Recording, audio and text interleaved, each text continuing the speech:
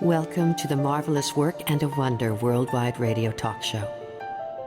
At no time during the history of our world has a place existed where a person can go and ask any question about their human existence and have that question answered with authority, clarity, and completeness. During this radio talk show, many of the great and marvelous things that have been hidden from our understanding since the foundation of this world will be revealed.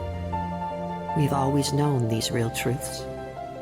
They exist, hidden in the back of our mind within the confines of our imagination. Within the human mind, seeds of imagination sprout into belief systems of philosophy and religion. But these do not answer the basic questions of our existence. Who are we, and why do we exist? Religion and philosophy have produced fruits of discord, prejudice, and hate. These things are destroying our humanity. The purpose of the Marvelous Work and a Wonder is to introduce the real truth about our existence as human beings. Within its answers, the solutions to our human problems are found. Most of our problems are a cause of our ignorance, and our current experience upon this earth manifests the influence of this ignorance. This show is where current reality meets real truth.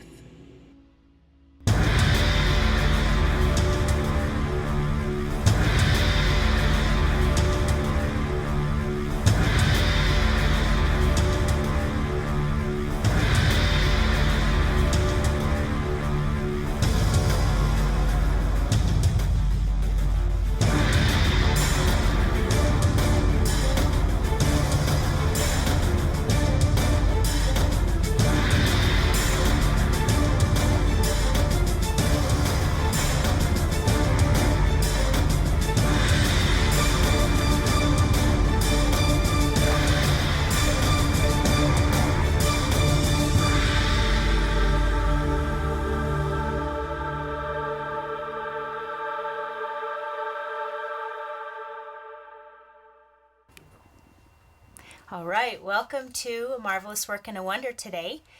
We are here in the studio with idasmith, and as you're aware, Christopher's gone until the beginning of December. So for the next couple weeks, we're excited that we're going to have Ida here with us to answer some questions, give us a little bit of information on her life and her history, and we're just happy to be here, and we're live in the studio today. So bear with us a little bit because we're doing it all ourselves. So because it's live, just hang in there. We are going to be accepting phone calls today, so a little bit later on we'll open up the phone lines so that if you have a question you'd like to ask Ida, she'd be happy to answer for you.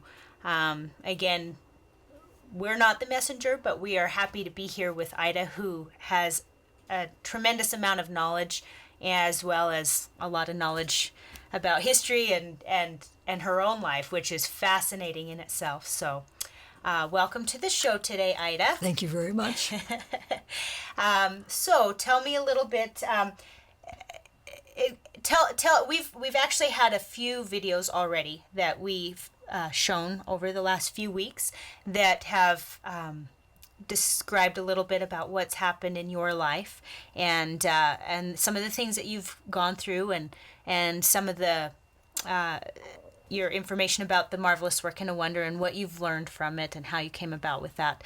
But I think a lot of the viewers would like to know a little bit more about how you actually got involved with this work. Would you mind sharing a little bit of that with us? Well, I will be happy to do that. Okay. I'm glad you pointed out that we are not the messenger. That's right. I am not the messenger.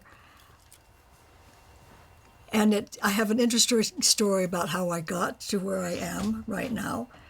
And so I would like to go over that a little bit because, number one, I don't do Facebook. Yes. I really don't. And I can't blame you for that. Maybe it's an age thing, but I just don't. And I don't do Twitter. I don't do any of that stuff. But I never cease to be amazed at what has been said about me on those venues. Yeah. And bless their hearts, so I would be more than happy to answer questions if anybody called in. But I've been accused of being out of my mind and accused of being senile Right. or having Alzheimer's or whatever. And with comments from people who've never met me, who've never talked to me in real life. And why would that be? Why would anyone think that about you and they don't even know you? Well, because I've done something that they think is crazy. And so I look back on my life and think, okay, how am I going to explain to people how I got to where I am now? Right. And if it's okay just to take a few minutes to kind of give that kind of a background. Absolutely. Because I will be 82 in less than a month. Oh, wow. And I look back on my life, and I know there are a lot of people who were probably listening to this show that were born not until the 60s, 70s, 90s, Yeah. and have a very, very, very different life experience than I have had. Mm-hmm. And so let me just give a little bit about that. Perfect. I was born in the 30s, 31, and that was the Depression. And the history of the United States and of the world it's interesting. It kind of goes decade by decade by decade. And the decade of the 30s, it was really hard. Yes. It was Depression. Yeah. And during that time, we were building up to a war in the 40s, but it was hard. There were people out of work. There were people who were destitute, and I'd never think that we were poor when I was a kid. Yeah. But when I look back on it, of course, my mother was very careful, and we were never deprived.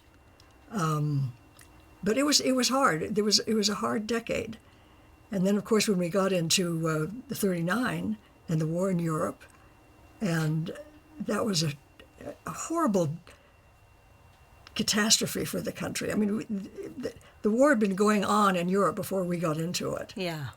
And it wasn't really until after Pearl Harbor that the United States got into the war seriously. Yeah. And then finally into the war in Europe as well. And so when I was in my early teens, we were smack in the middle of the Second World War. And for those of you who have experienced wars in the last couple of decades, very, very, very different. Completely different. Those soldiers and those sailors went to war, and they were gone until it was over. Right. 4 years or 5, they were gone. Yeah. They didn't come home on furlough every, come and go back and come and go back. Yeah. When they were gone, they were gone. And everybody who was between, 17 and 40 or whatever, that was male and was not disabled for any reason, for their eyes or for whatever. Yeah. They were in the war effort. Wow. So you stop and think about it, you kids who are now in your teens or 20s or 30s, and you think of how the soldiers come home about every year here in the wars that we're in now. For the last decade, it was just very different. And you stop and think about it. Who was at home running the country, and who is in the war effort. Yeah. And I think Tony has pictures of some of when we had women who were involved in munitions and whatnot. Women went to work in the country. There you see it. We can do it. Rosie the Riveter, back in the 40s, and women were to a great extent really. They were running the country. Yeah. And we didn't find out until years after the war was over how many women pilots were piloting planes to go over to fight the war in Germany. Wow. And they were not in the they were not in the plane themselves. Once they got there, they would come home and bring another one. Yeah. But they were involved in ways that we didn't know for a long time Yeah. after the war. And so try and imagine what it would be like for a serviceman coming home to a woman like that at the end of the war. They left a sweet young thing who was terribly dependent on him for everything. And he came home to a woman that had had to do everything while he was gone. Yeah. And she was no longer this independent, little thing who couldn't handle everything. She was a very, very strong woman. If she survived, she was strong. Yeah. And there were a lot of divorces after the Second World War, because men came home, and there wasn't the same woman. Yeah. This happens in all of our wars, in the last decades.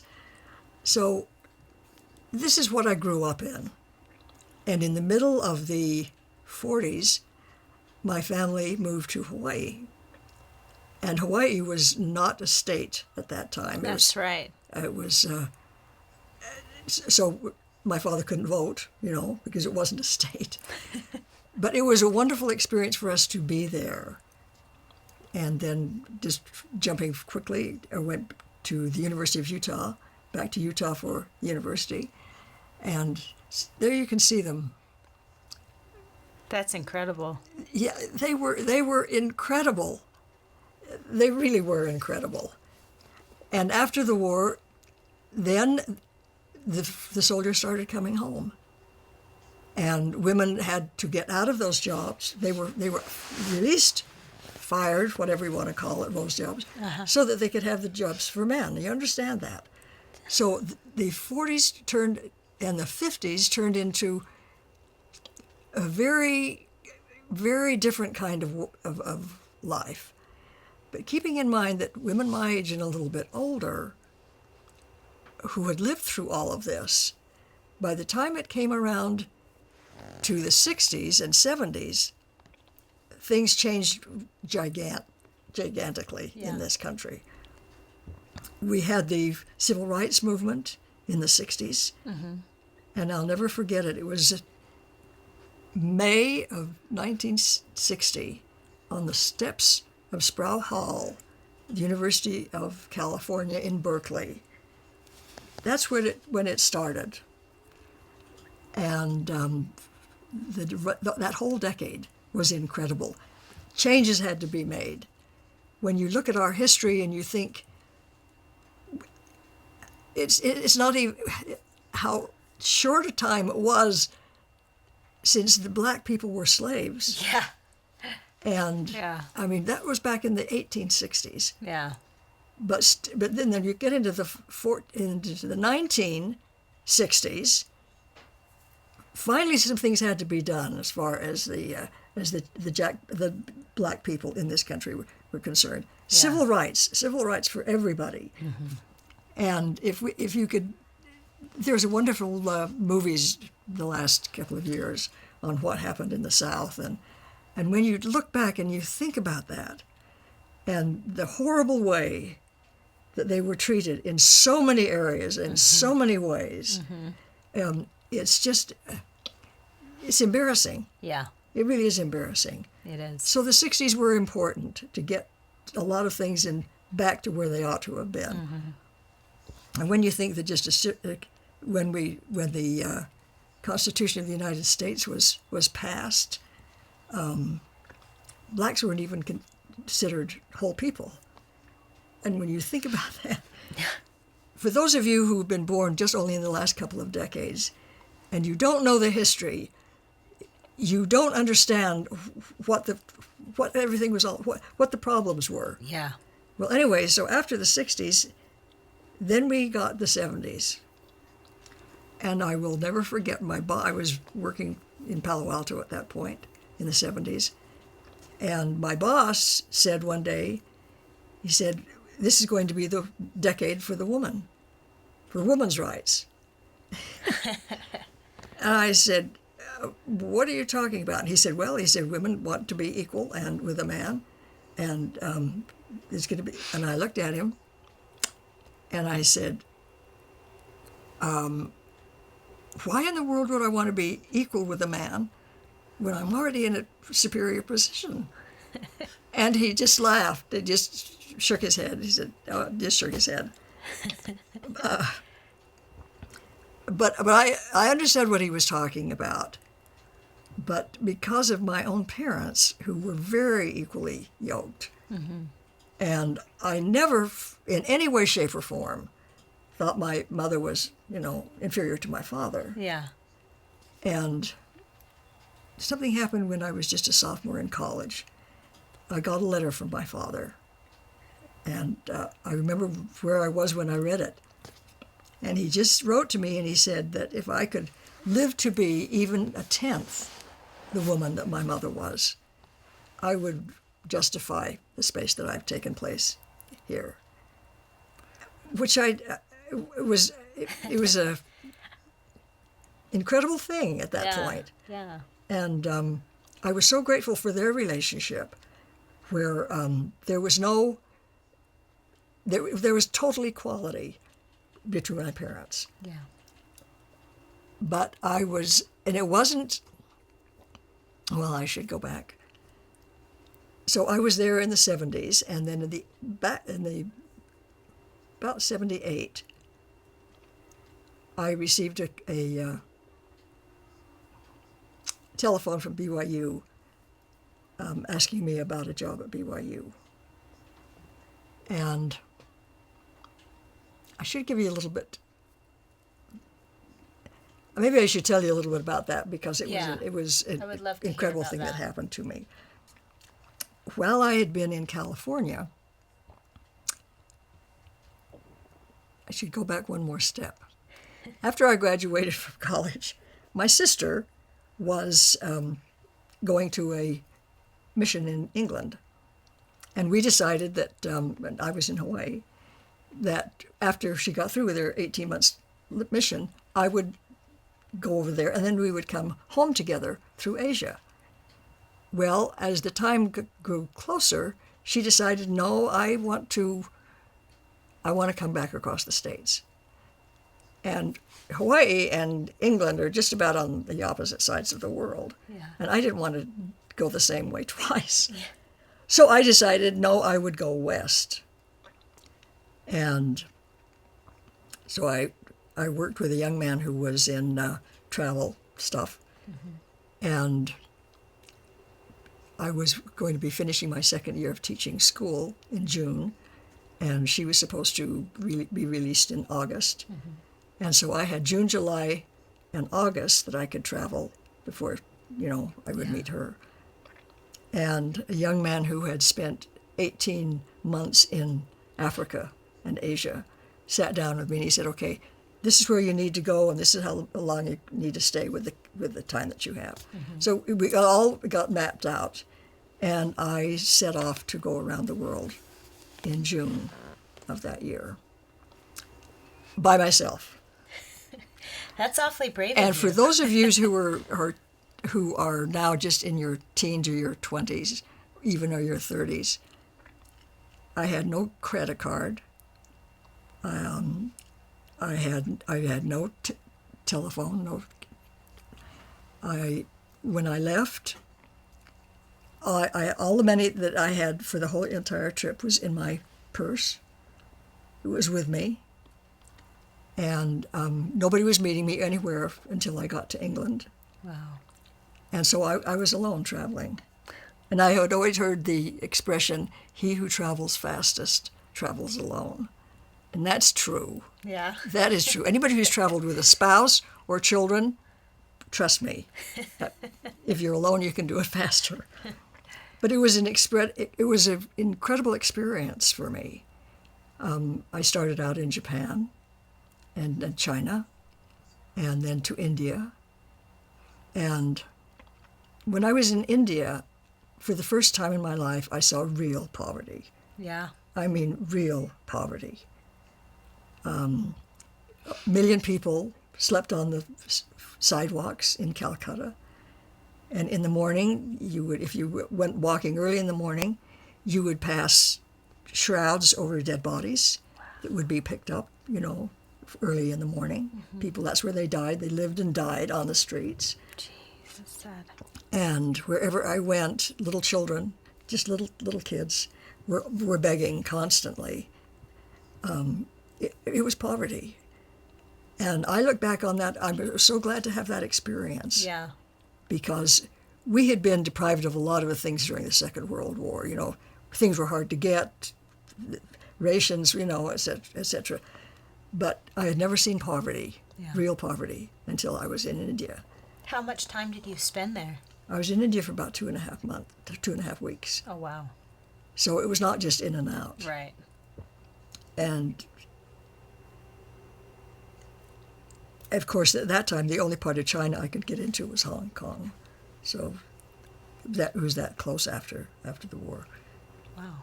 But anyway, that was an incredible experience. Then when I got to my sister finally in August, late August, and then she got out of her mission, and then we started traveling, the two of us. Oh, that's fun. And I had checks, the kind of checks. What is it? Traveler's checks? Yes, traveler's checks. And I knew that when they were gone, it was gone. Yeah. And there was no way to call home and say, wire me some money. Yeah. I didn't have a credit card. So we had to be careful with we had to be careful with my money. Yeah. And we rented a little Volkswagen and had it for a month on the continent.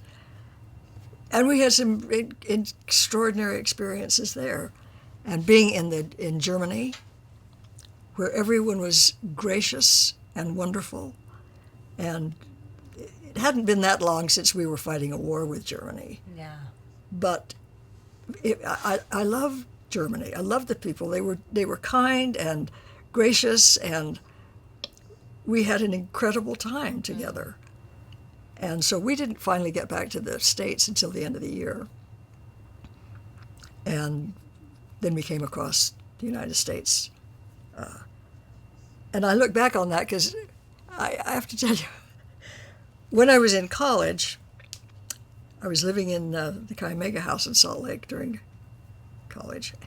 And I told the lady that was kind of our mother there, that I was going to go around the world one day. And I said, I'm going to go to Egypt and I'm going to ride a camel. And she just kind of laughed. But this was something important to me because I had been told that if you think about something enough and if you want something, you'll get it. Yeah.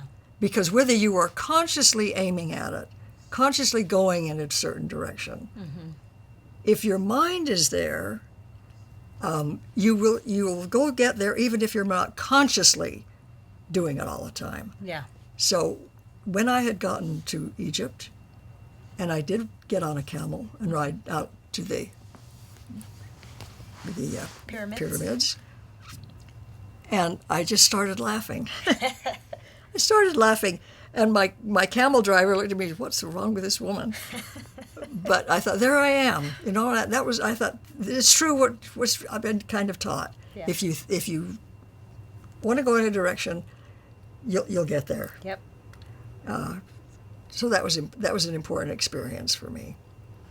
Anyway, so getting back to the 70s, this was the late 70s, and there was an article in the Church News that caught my eye. As I was reading it, I was sitting in my office. I was working for some architects, landscape architects at the time, And I read about it, about the Women's Research Institute at BYU. And I read the article, and in my head, I heard as strongly as I can hear your voice. Wow. That's your job. And it was so jarring to me that I almost answered it out loud. Out loud, yeah. I said, that's crazy. That's crazy. Finished reading the paper, and I went back and read it again. And the same thing, that's your job. And again, I said, no way. But instead of throwing the paper away, I just put it in the bottom drawer of my desk. That was in early 70, 77, 78. Then, just the end of May, the phone rang in my office, and the operator said, BYU, the president's office at BYU. And I just kind of sat back and I thought, I know exactly what it was about. I know that I would do that. I mean, it was just... You just knew. I just knew. Yeah. So I got on the phone. Long story short, she didn't know who I was, but she had been told, somebody else had told her about me. And she told me about the position. And, she interviewed me for it. Yeah. Long story short, I called her back a few days later, and because my twins, my sister's twins, were going to be blessed that weekend. Uh-huh. And so I called her back and I said I could go to Salt Lake and do that, take some interviews, which I ended up doing. And so I interviewed a number of different people. I didn't have to talk to the president of the university. She said he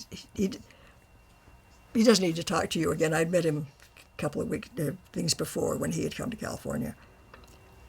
But anyway, long story short, I ended up with that job, which meant leaving California. I had become a Californian.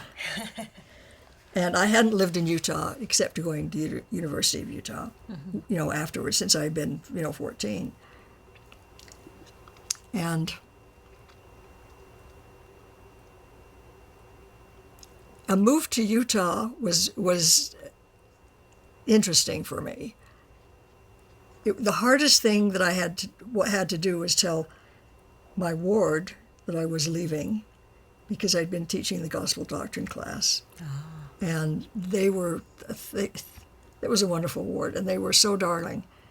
And my telling them I was leaving them was really, really hard for me, because they had been wonderful. And I love the book. Anyway, so I came to Utah. And keep in mind, we've had a decade of the decade for the women. Yeah.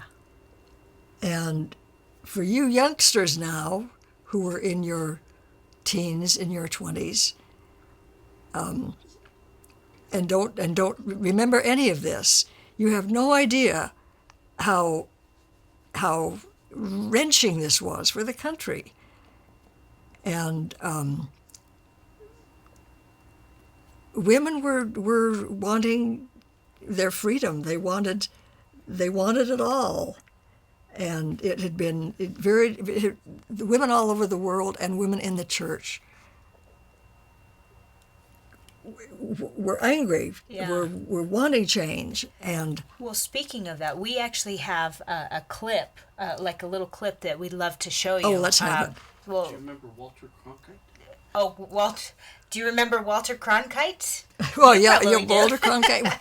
Well, yeah. So we've got a little short clip here that we'll play. Great. Just to kind of refresh people's memory and put them in that time frame. So.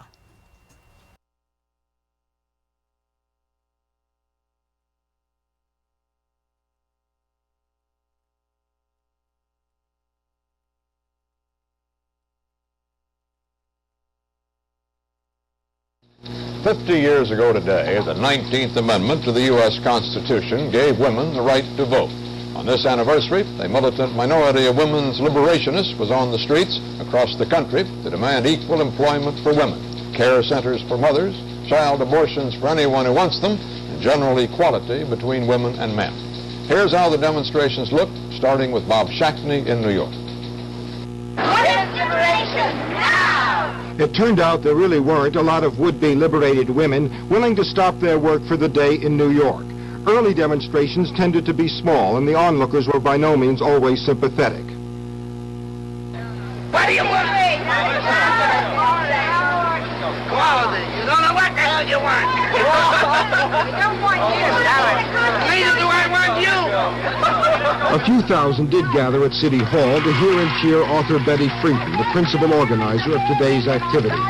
On behalf of the unprecedented coalition of women that today called this strike to confront the unfinished business of our equality, women young and old, women black and white, women students, women grandmothers who fought for the original right to vote, women Republicans, Democrats, socialists, young radical women, establishment women, rich women who know that all women are poor, housewives, professional women, women who are famous, but no woman makes it alone, and that's all women are equal and free. The really big crowd didn't turn out until after the working day had ended. A march down Fifth Avenue and a mid-evening rally drew several thousand people, and there were men in the crowd along with the women. Through most of the day, the tone of the protest stayed moderate and orderly. The radical feminists in the movement attempted no confrontations. It was never really a strike as such. But if the purpose was to draw attention to women's liberation, then the protesters seemed to have scored their point. Robert Shackney, CBS News, New York. In Los Angeles, several hundred women's liberation marchers shared the spotlight with an opposing group. They met only once, when a man took the opposite viewpoint to the marchers.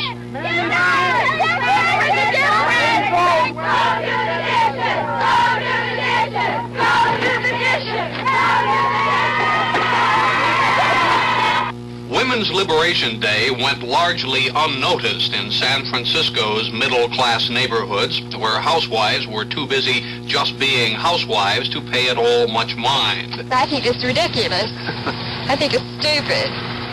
I don't think women should just stay home all the time, but I don't think they belong out either. I'm a very happy housewife and a very happy mother, and I feel I have so many things to do with my daughter, and Girl Scouts and PTA, and I think there's those kind of places for mothers. Well, sometimes housework does get to be a hassle, and you do get frustrated. But you get over this, I think, Nice things happen during the day, and then that is all forgotten. Highlight of the day here, presentation of petitions for the Equal Rights Amendment to a sympathetic Senate leadership. West Virginia Democrat Jennings Randolph is not so sympathetic. Well, women, of course, are delightful persons. And I hear a strange and strident voice that I think is attempting, really, to stop some of this progress being made in behalf of women. That's the braless bubblehead, I call that person, who speaks about the freedom, and the right of unabridged abortion, as it were. And this is the person that I think it doesn't speak for women. 85-year-old Alice Paul has led the fight for equal rights from the National Women's Party headquarters since 1913. What do you think about some of the tactics of the women today, like the bra burners and women like that? Well, I don't know that has anything whatsoever to do with this woman movement that I'm talking about, which is for the equality of the sexes, just that one principle, to have it throughout our whole legal system and in our Constitution. Eric Severide will have more to say on today's demonstrations and the women's liberation movement in just a moment. All right, that was a good video. Yes. That kind of reminds me of the little bit of the struggle that we're going through today with the gay people. Absolutely. It's very similar, and I guess history repeats itself. And yes. It's the way it is. Well, it started with the civil rights movement. Mm-hmm. It has moved from one thing, and the next. But it was volatile. Yeah. I mean, women's libers. They were women's libers, and they were.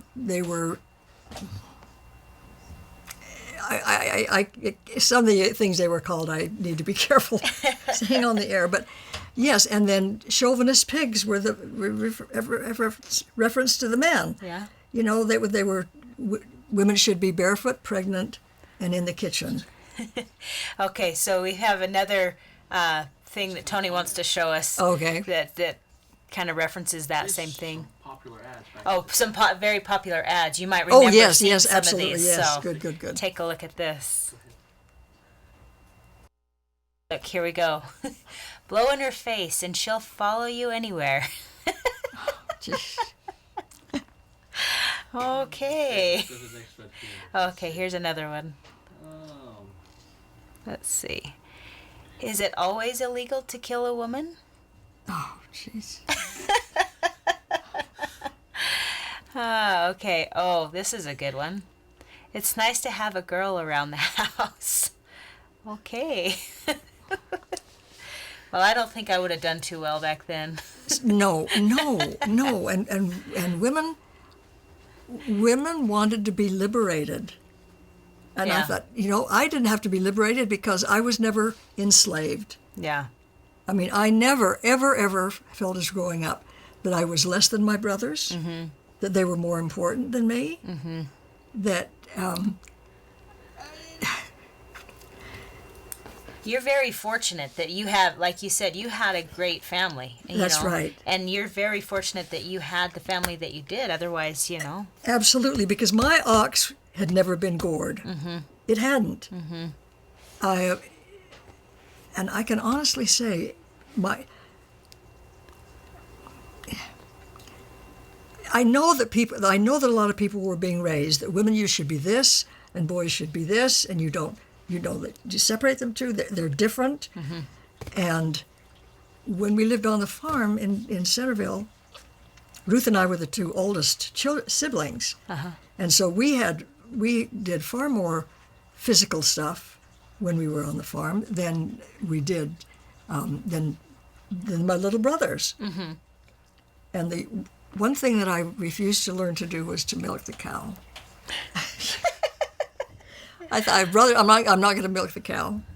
And so when Daddy wasn't there, the boys next door milked the cow.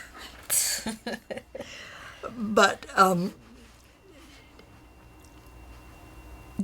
we were treated the same. Yeah. When Ruth and I were little kids, about 5 or 6, and Mother taught us how to do the dishes. She was amazing. My mother was amazing. We would take an hour to do the dishes. I mean, there were very few of us then. An hour to do the dishes. We'd have to get the hot water several times because it would get cold. Yeah. Yeah. Mother could have done it in 10 minutes. Yeah. But she didn't badger us. She just let us do it because she knew if we would finally figure out we could do it faster. Yeah. Oh, brother, she was so patient. But then when we got older and had homework and whatnot, then my younger brothers did it. So and boys did it. So there was no difference in who did what. Yeah. We all were a family. We all did everything. And so I had grown up never feeling put down in any way, shape, or form by certainly not my father. Yeah.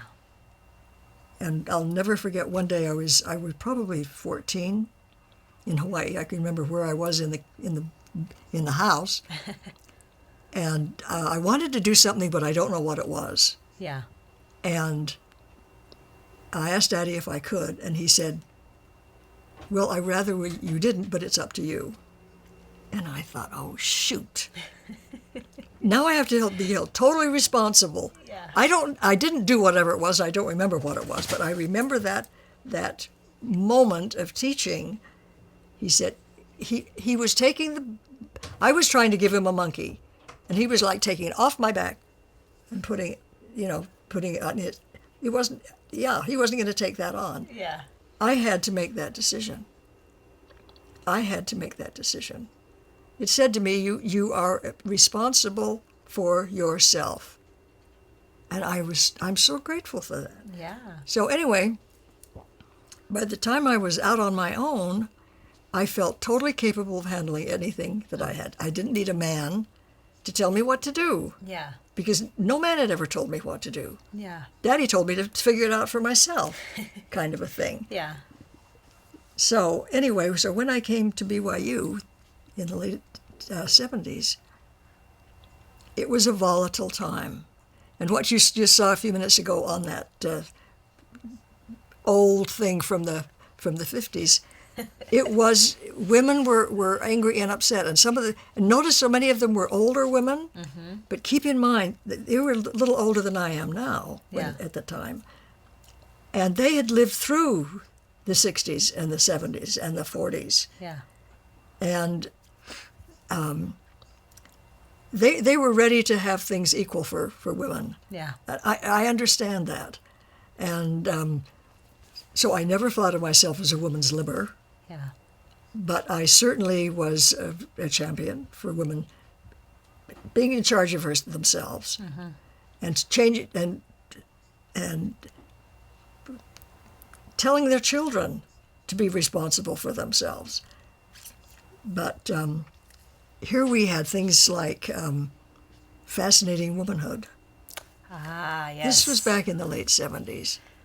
And this is a picture of the book and yes, and what it looks like. So this is exactly what you're talking about. For those of you for those who are listening to this program and remember that book, and it was a Bible in some homes. This is what you do. This is the way you do all of these little things to make your. So yeah, let's read that off. Let's look at the introduction here, or part 1.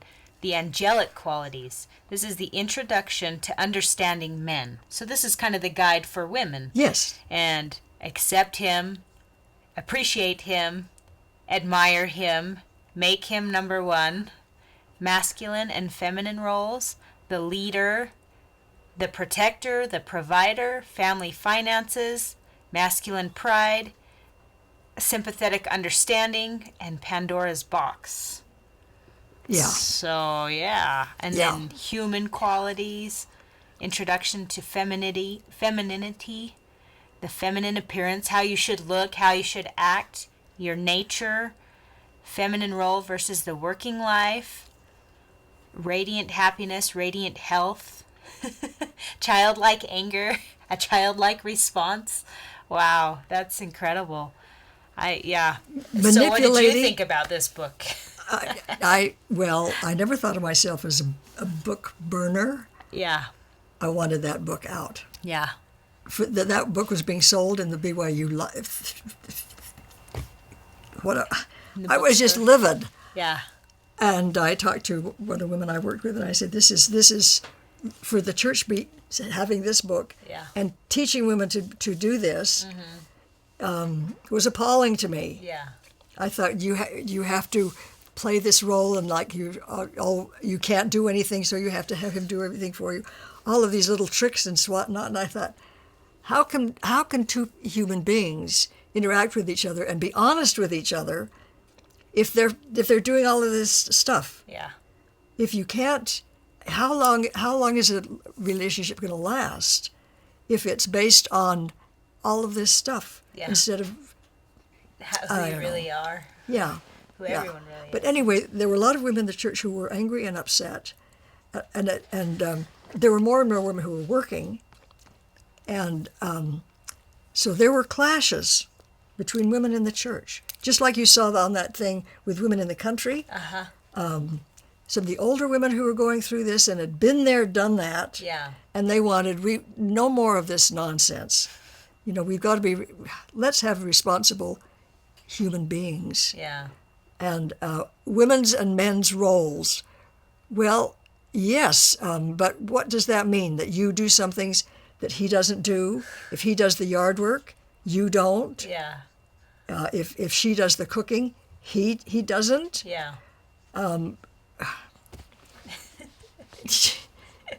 It was crazy. It was crazy. And in the country and in the world and in the church, there was tension. And early on, those early years, late 70s and early 80s, when we had a women's conference, one of the first ones, and things got so bad at one point. I thought there was going to be fisticuffs with these women because some of the women who were in the home and feeling all women should be in the home, that's what they should be doing, and nothing else. And women who were working for compelling economic reasons, and they were clashing. Yeah. And one was feeling the other, they were feeling each other, you're wrong, you're wrong, you're wrong. And I thought, nobody's wrong here. Yeah. There are different things happening with women. We can't just say one size fits all. So what if the man is disabled, and he stays home and is a house husband, and she goes to work? Yeah. And you can't have that. That's not the way the roles should be. Yeah. And I thought, let's stack away from roles. Let's do what needs to be done in the situation. And because a woman is working and not in the home, is not being evil, awful, terrible human being, and for a man to be doing diapers and all of this kind of, And I think, you know what? Babies mess their pants, and it's perfectly okay for a father or a mother to take care of that. Yeah. It's not just the mother's job. So all of this role business, in the church, and it was volatile. So I came from my quiet California home back into Zion, and realized from left to right, I thought I'm right in the middle here, because some of them thought I was a screaming liberal and et cetera, and on one end, and I thought, I'm not that, and I'm not this. Yeah.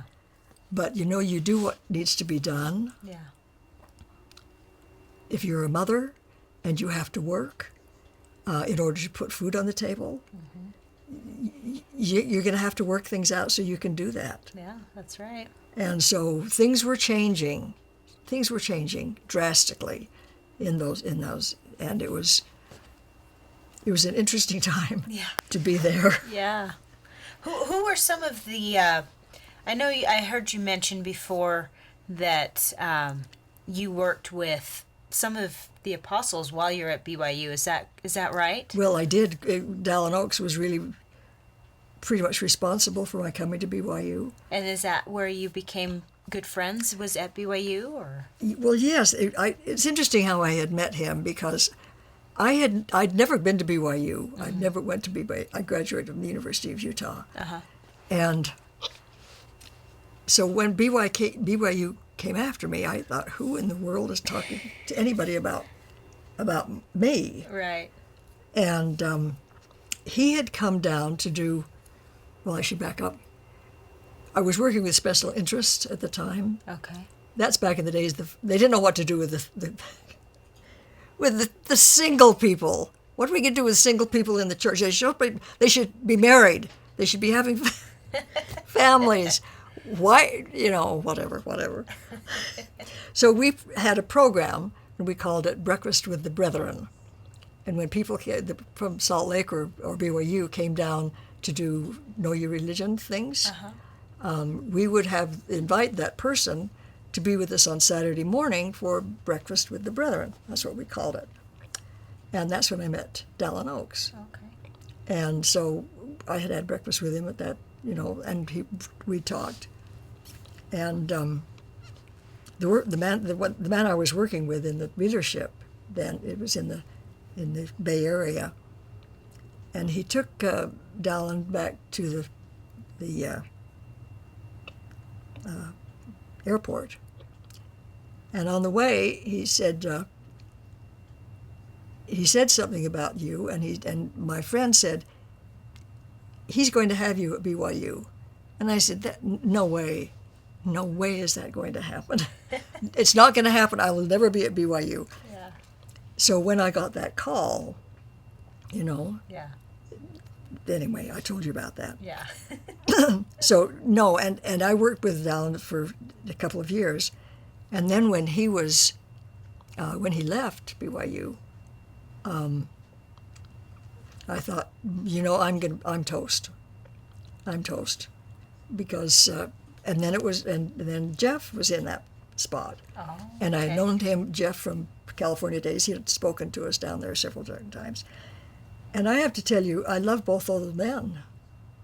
And I worked with them, and they were totally, totally supportive of everything I tried to do for women. I mean, they were wonderful. They absolutely supported me. Yeah. At one point, there was a woman in Arizona who tried to mount a national campaign to get me fired.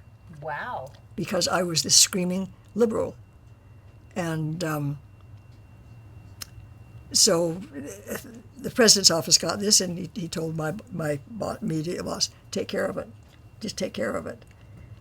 But those two men knew what I was trying to do for women, and they supported it. And I was extremely grateful for that. What did you kind of do? Because I know we've talked about that you were the head of the Department for Women's Research. Women's Research. But what kind of things did you actually do? What you made a curriculum, or I mean, what? So that we all know. Good question. Good question.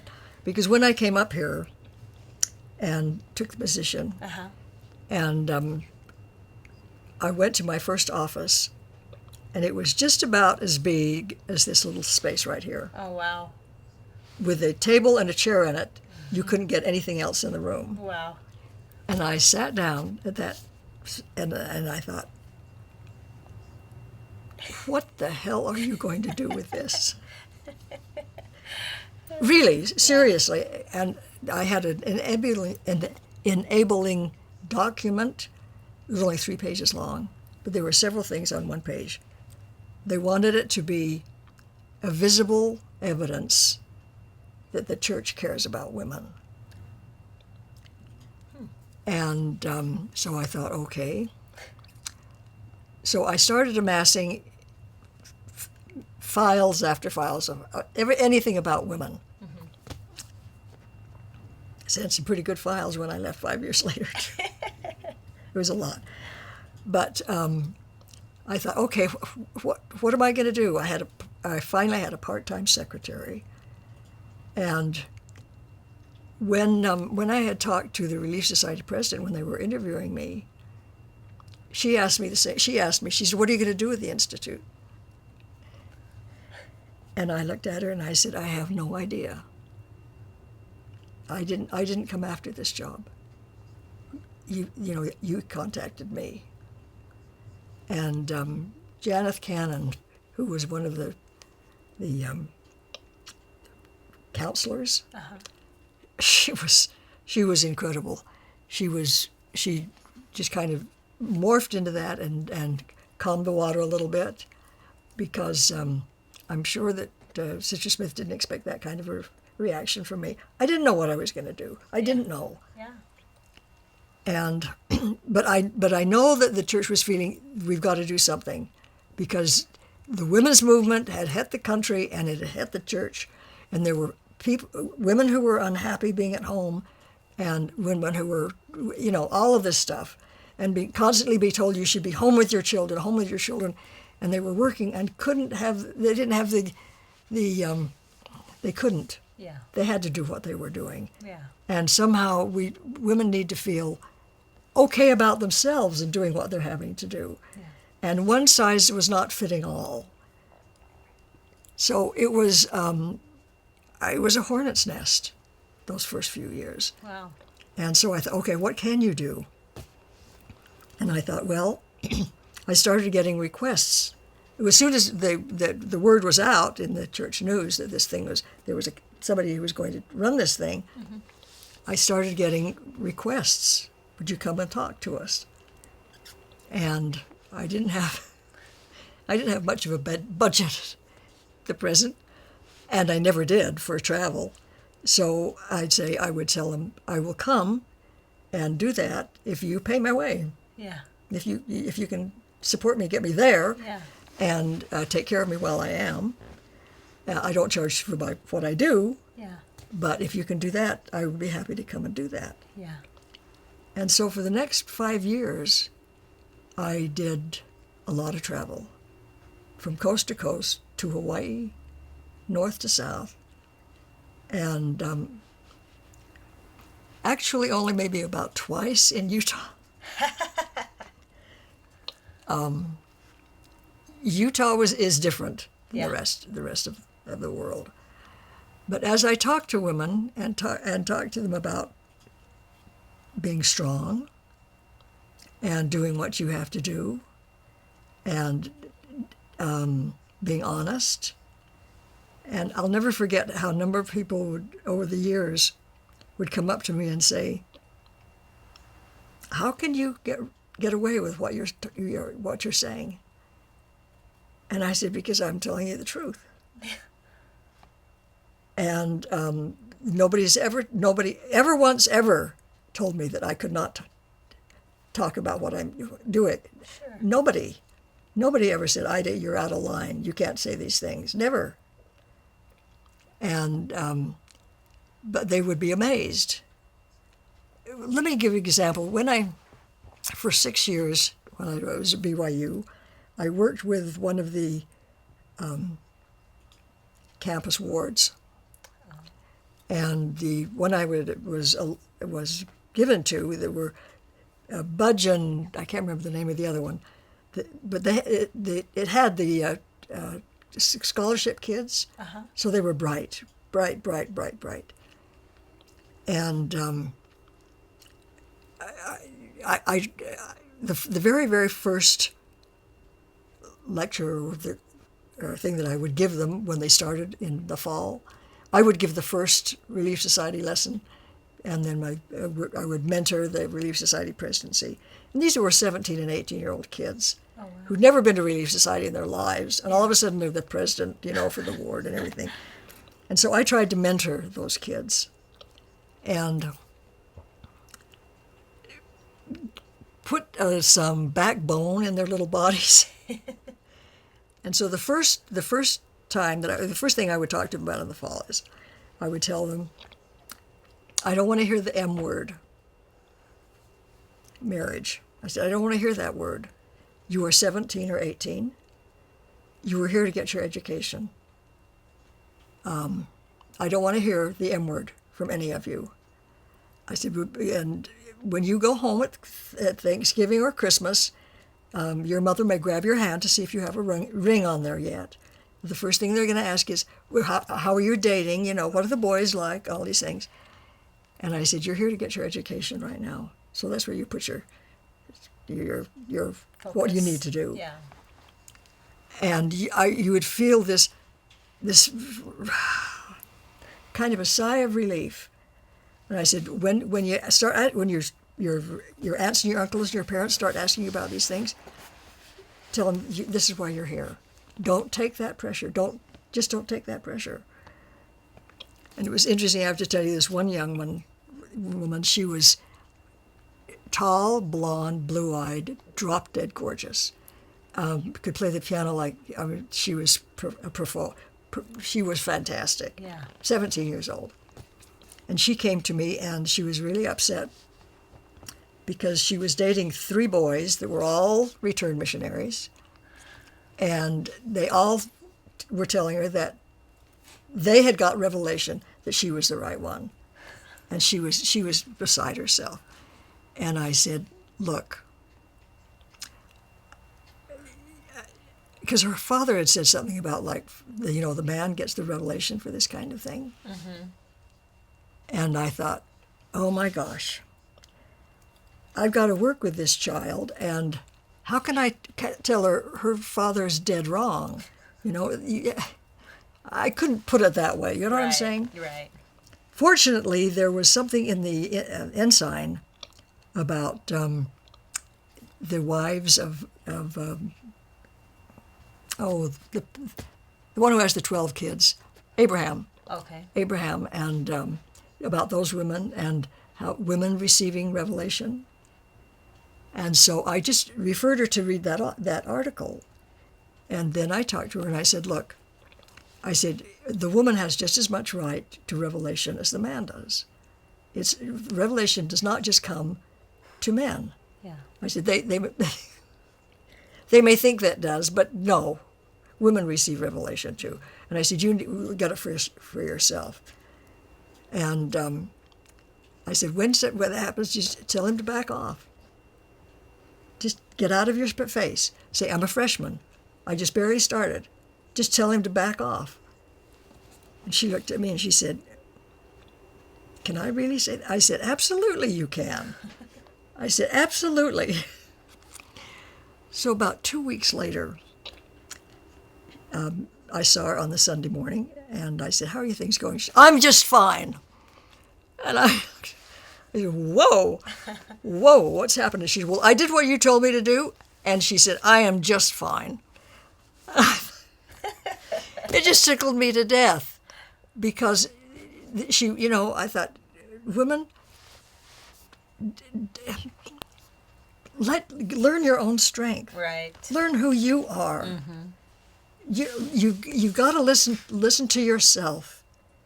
Discover who you are, but don't let anybody else tell you what to do and how to think. Yeah. Anyway. Absolutely. What was interesting is in the 6 years that I was there, I think every one of my presidents ultimately went on a mission. Oh wow.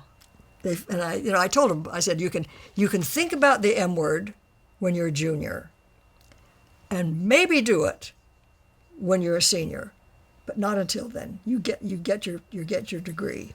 You get out of this with that, And I thought, if nothing else, I've done something for some of those young women, and they were the cream of the cream intellectually, because they were in the honors dorm. Oh wow.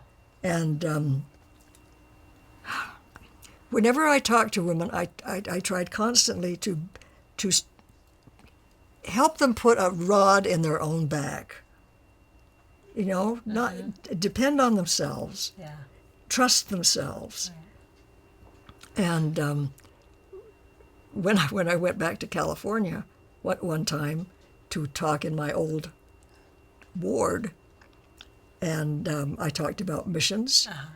And whenever I talked anywhere, I would ask that the people that usually sit behind you would go sit in front of me, because I needed to. Because there would be bishops and stake presidents there, uh-huh. And it was important for me to see what the reaction was when I spoke. Yeah. And so I could see them right on the front row. And with this one bishop, I talked about how important it was for women to have that opportunity. Because one had called me, she said, I don't want to go on a mission, but my bishop says I should just, and I said, if you want to go, keep at it. Yeah. He finally did let her go on a mission, and after that, he started calling the young women in his ward on missions. And I thought we could get more sister missionaries out there, because a woman who goes from her father's house to her husband's house is deprived of some very important growth for a woman to have. Yeah. And when they go on a mission before they get married, so they are away from home, they are on their own, responsible for themselves. It's just as important for a woman to do that as for a man. And so when they finally lowered the age, I thought, hallelujah for the girls. Yeah. And what's happened with that? The great increase of missionaries, it's because of the women. Yes. It's because of the women. Yep. And for them to be able to do that, have that experience, I think it's terrific. Yeah. Terrific. I do too. So anyway, working with the kids in the Relief Society and whatnot, over years, for the 5 years I was there, it was all learning, and helping women. One woman said to me, how can you get away with what you're saying? I said, because I'm telling you the truth. And I don't think I was ever accused of telling any of the kids that I worked with at BYU the truth. Yeah. I never had a complaint from higher up. And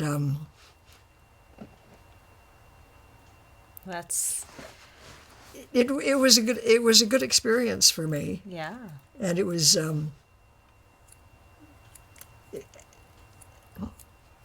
it was just good. So at the end of that, after 5 years, they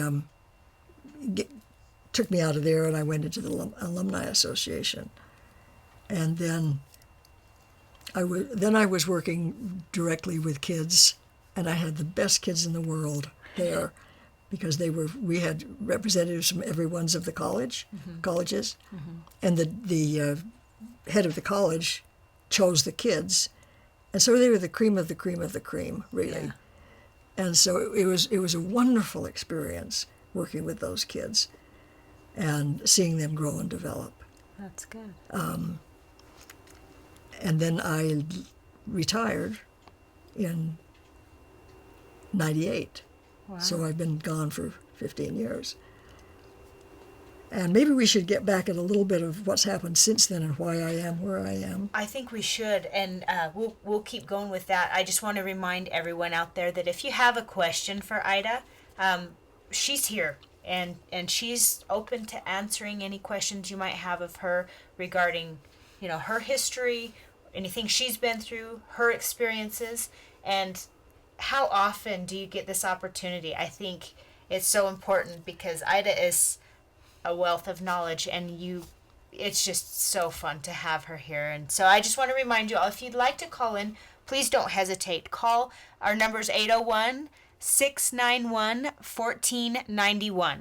So we're going to keep talking, and she's going to keep explaining a little bit about her history. But meanwhile, the number's on the screen, so please give us a call anytime, and we'll be happy to take your phone call. If you have a question or just a comment, we're happy to take any of those. So we'll go back to Ida and explaining a little bit. So go ahead and pick up where you were left off. So we're after BYU or what you like. Yeah, after I it's hard to believe I've been gone for 15 years. Yeah. And real quick, before we leave that, I know you mentioned, and maybe this will be something that's coming up in what you have to say, but you mentioned that you did a lot of work, a lot of research, a lot of speaking, and you have a bunch of materials that you left with BYU, and it's no longer there, right? Well, we have a phone call. Okay. So hold that thought. Let's see who we've got on the line. All right, you're on the line with Ida Smith. Who's calling? This is Jay. Hi, Jay. How are you today? Hey, okay. Did you have a question or comment for Ida? Yeah, I did. Wonderful. Go for it. Okay. Now, I don't know if it's live, but it sounds like her parents were a little bit of like rebels. What was their status so far as the church was concerned? And if we could get a little bit more background there, and how strict or whatever they were as far as church membership. That's my question. Well, that's a great question. It is a great question. I appreciate that.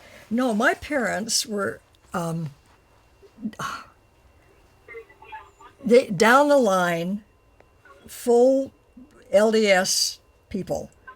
My father was a patriarch, and my mother was a Relief Society president and a primary president, and it was a very, very, a strict upbringing. We were down the line LDS, absolutely, absolutely, absolutely. I don't know how else to put that. They were not rebels. They were absolutely not rebels. I don't know if that helps you, but it's interesting that you would ask that question, because just because we were all raised to be individuals, no, my parents were not rebels. No. Okay. That makes sense? Yes, it does. I was just hoping that you could give us a little bit more background on them, too. So that was what my question's about. Well, that's wonderful. Thank you so much for calling in, Jay. I appreciate your question, and thanks for listening to the show today. And I appreciate your call. Okay. Bye-bye. Bye-bye. All right. Thanks for the call. Again, please give us a call, 801-691-1491, if you had a question for Ida or a comment. That's great. We love to have anybody call in if you'd like. So, again, there's a lot of people out there, and part of the reason why we want to do this show is to show you, well, not to show you, because it really doesn't matter what anyone else thinks, but I know Ida personally, and for people to say some of the things that I've read about her online is just ridiculous, but that's okay. I just want people to have that opportunity to see Ida in the way Ida is, and the Ida that I know, and she's perfectly happy to sit here and talk with you. If you ever wanted to know anything, or you ever had a question that you wanted to know from Ida, now's your opportunity. So so be sure to call or comment or whatever. So on the last phone call over there, do you think he was meaning because the men were so, I mean, in the LDS church, are the men having the priesthood, like saying, this is what I want, the women stays home and does this stuff like that? Is that what he means by being a rebel? A rebel? Well, maybe that's an interesting thought. I hadn't thought about it that way. Because it seems a lot different than a lot of people I know, especially coming from a fundamentalist polygamous type of thing. Oh, where yeah. Men have all the power. Yeah. You know what I mean? And then even back then, early in the church, like you were talking a really good thing about Christopher. If you were to met Christopher early on. Oh, jeez. Yeah, we were talking about that a little bit earlier. So. Okay, I'll tell you about that. I am very grateful, eternally grateful, that Christopher and I did not meet when I was with the Institute. This would have been from 78 to 83. Uh-huh. He would have not liked me at all. And I would not have liked him at all. Because he would have thought me as a woman's liber, and I would have thought him as a chauvinist, you know what. We would not have liked each other. Yeah. Bless his heart.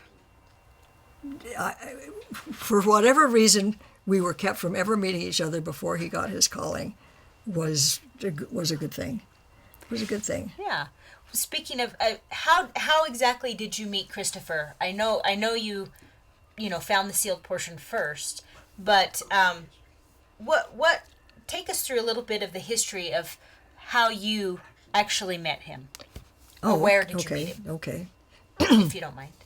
Well, I think I've told you, maybe not here, but another time, when I had gone in November, the 1st of November, first Sunday in November of 2007. I had gone to Salt Lake to the library for what I thought was going to be a roundtable live of women talking about Mary Magdalene. Oh. And my sister had wanted me to do that because she knew the women that were going to be in that group. And so I went mainly because Ruth wanted me to go. Oh, wow. So I did. And when I got there, it was not them there. It was a video of the round robin thing, which was very interesting, and I'm glad I went. But that's when I left that thing that day, and I met Julie. I hadn't seen Julie for a long time. She'd been married to a cousin of mine, and I asked her how are things going and whatnot, and she said, "Well, I'm not active anymore." And I said, "Oh, how come?" She said, "Well, I have something better." And I said, "What?" And she said, "The sealed portion." And I thought I'd been shot. And I said, "What?" You've been waiting for this forever. Where? And she told me it was on the internet. And I said, "I don't want it on the internet. I've got to have it in my hands." And bless her heart, she called them. And this was a Sunday. I had it in a couple of days. Wow. I hadn't even sent the check for it yet. Yeah. So that's how I got the sealed portion. Okay. I think in one of those other things you did earlier, I talked a little bit about that a couple of weeks ago. But anyway, that's how I found out about it. And so I had it in the first early days of February of 2007. And I couldn't really get to it for a couple of weeks. It was affecting, I don't know what was going on, but I didn't want to start it until I could sit down and just read it. Yeah. So it wasn't until about the middle of the month that I finally got started on it. And then I was resentful of every phone call. Everybody wanted anything from me. And I would read until 2 in the morning, and then I'd be awake at 5 o'clock. Right. And couldn't put it down. And so by the end of February, I had, and it was a slow read for me, because sometimes I would read it over and over and over. Mm-hmm. When you come across major revelations Yeah. on every page, I couldn't read it fast. I mean, I could not read that fast. Yeah. I took my time, and I underlined, and I started. And so I read about half of it by the end of the month. Mm-hmm. So the next month, on the 1st of the Sunday, Mm-hmm. there was another meeting in the library. And that's when I met Christopher. Okay. And he talked about, he was really aiming what he was saying at a bunch of teenagers that were there that day. And he didn't talk about the SEAL portion at all. He talked about the WOOF, the Worldwide Foundation. Okay. And it was very interesting information to me. I mean, I was very new to this whole thing, and what he was saying made a lot of sense to me. Yeah. But it was not what I came to hear. Yeah. So I was disappointed, because I wanted to hear about the SEAL portion. And they were going to be having a group get together afterwards, and I was supposed to follow Julie to get to this place where we were going. Uh-huh. That whole scenario was interesting, because following Julie is a challenge. Yeah. Anyway, she got us started getting it onto the freeway at a place where you had to get onto the HOV lane, Okay. which is illegal if you're single in the car.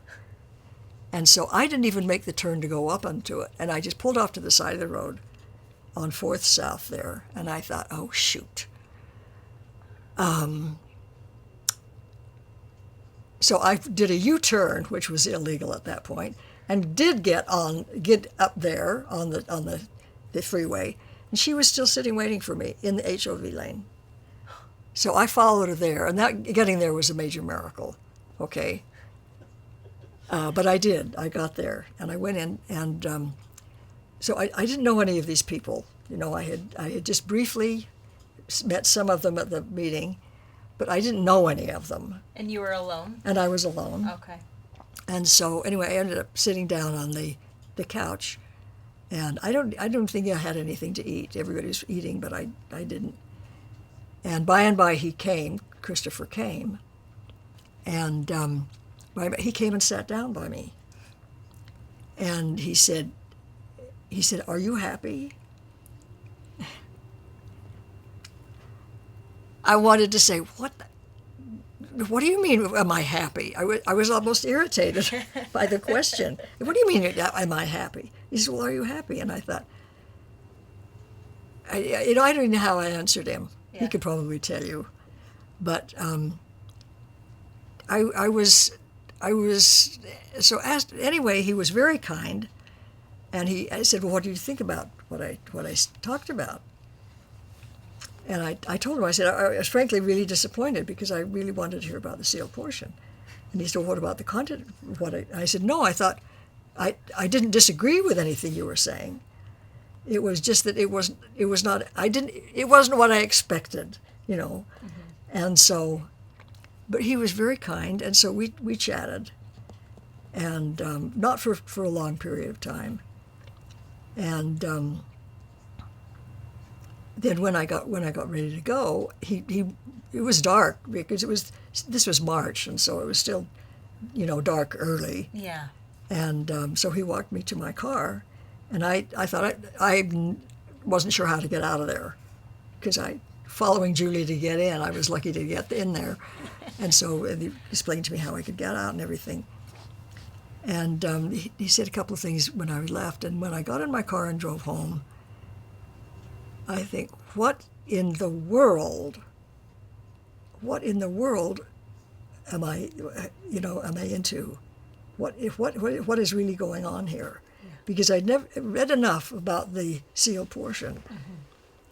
Because when I got my copy of the sealed portion, the first thing in it to read, well, just a short introduction, and then it was the newest version of the first vision.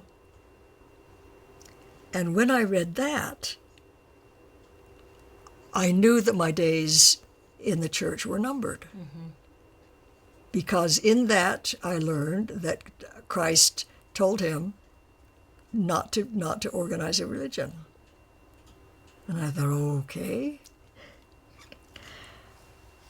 Then after I read the next in the book was Lehi's book.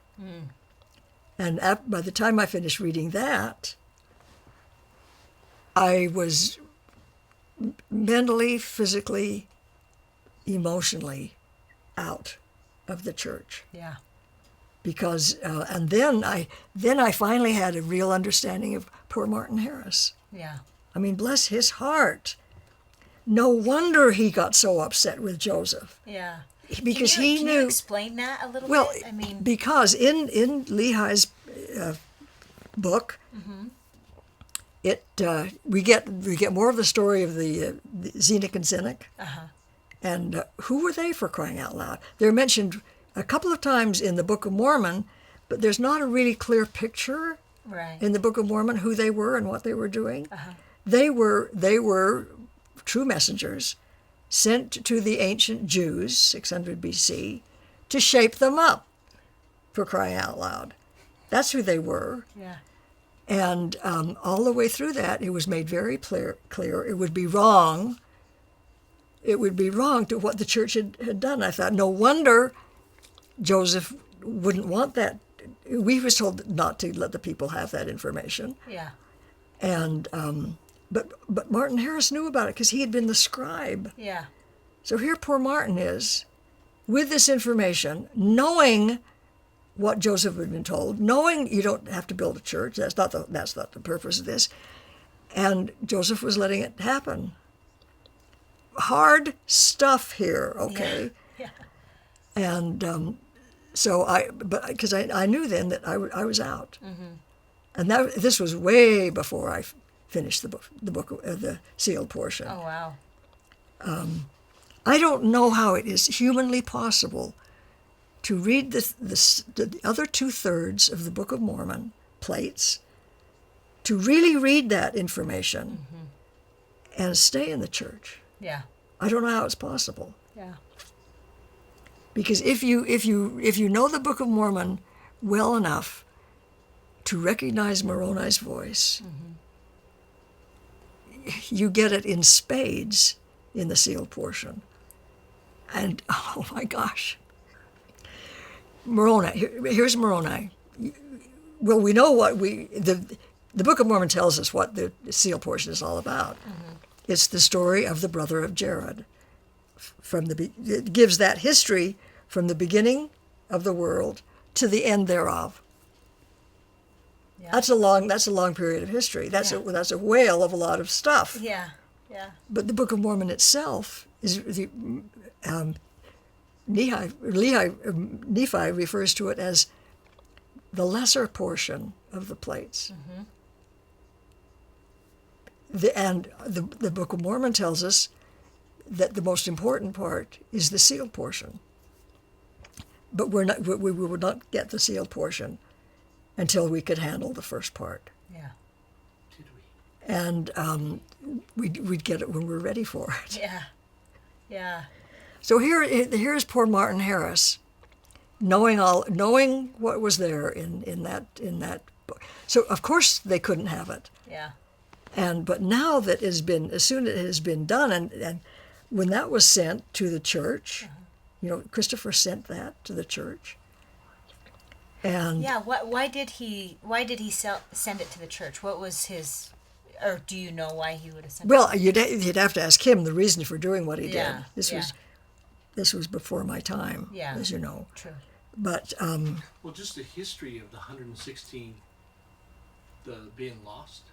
Well, All of a sudden those who you're know, giving it that, and if someone brings out the copy that has been lost or stolen, right? He's kind of challenging somebody. Absolutely, absolutely. So here, of course, they said, but way back in the day, if Joseph did it again, well, there was a danger that whoever had stolen the information would make changes to try to prove him that he couldn't do it twice. Yeah. So that is understandable. Mm-hmm. But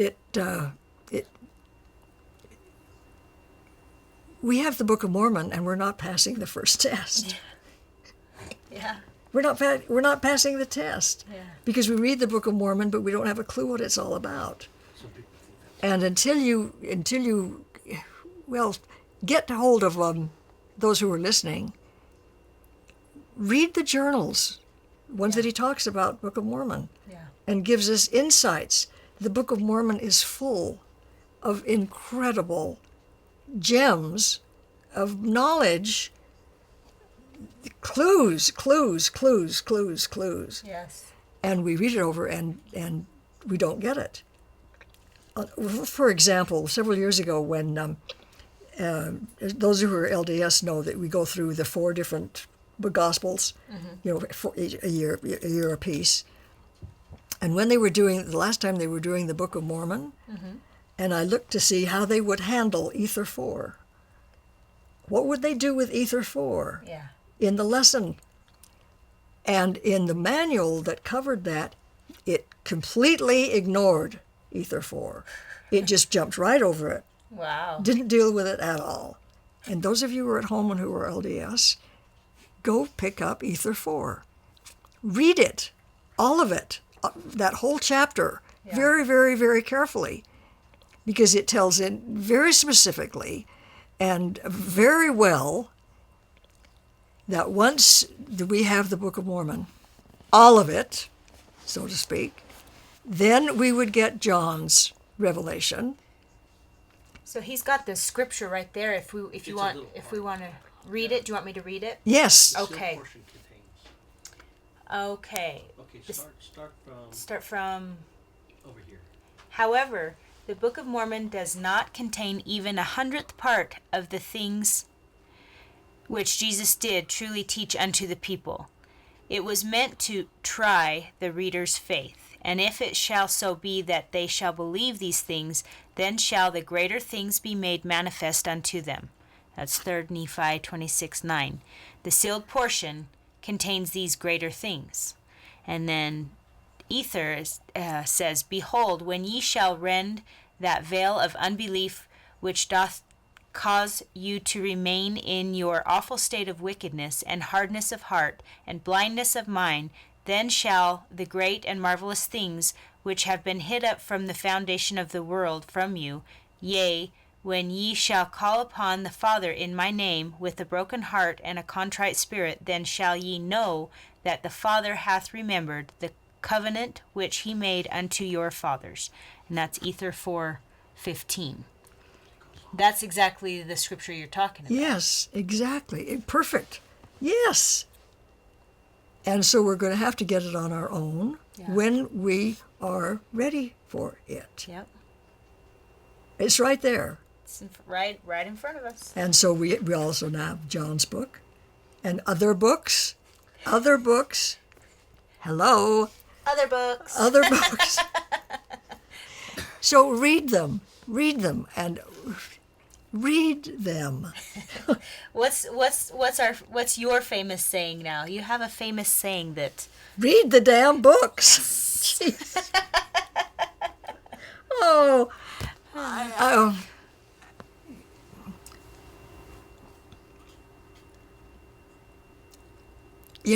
try to think.